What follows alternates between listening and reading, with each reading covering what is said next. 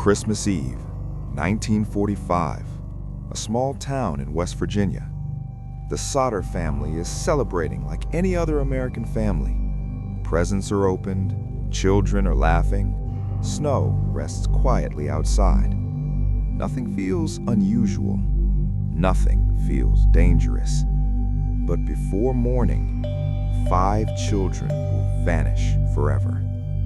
George and Jenny Sodder were raising 10 children in Fayetteville. George was an Italian immigrant, hardworking, successful, respected.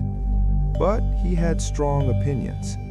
During World War II, George openly criticized Italy's dictator Benito Mussolini. Not everyone liked that. In the weeks before Christmas, strange things began happening.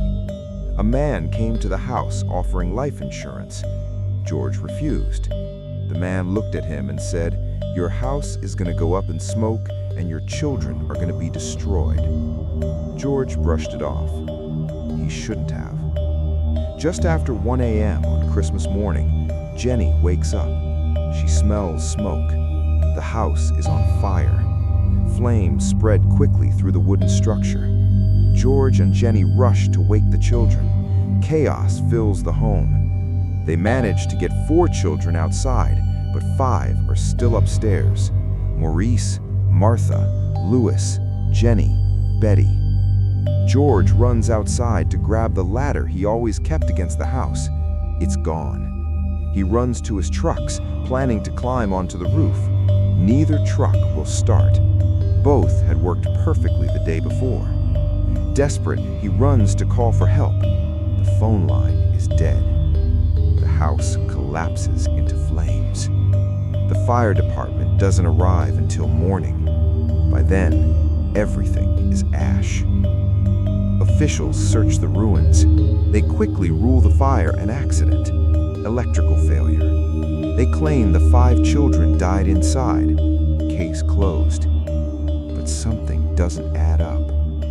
In fires that intense, bones should remain, even small fragments.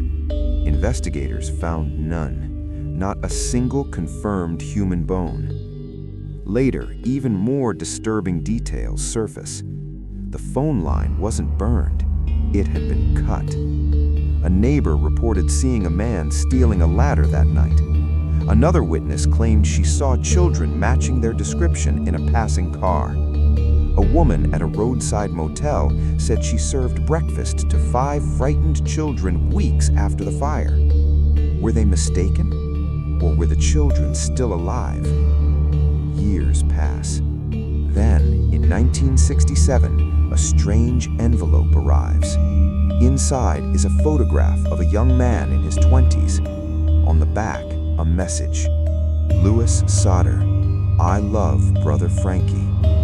No return address, no explanation, just a face that looked remarkably like the missing boy. George and Jenny refused to give up.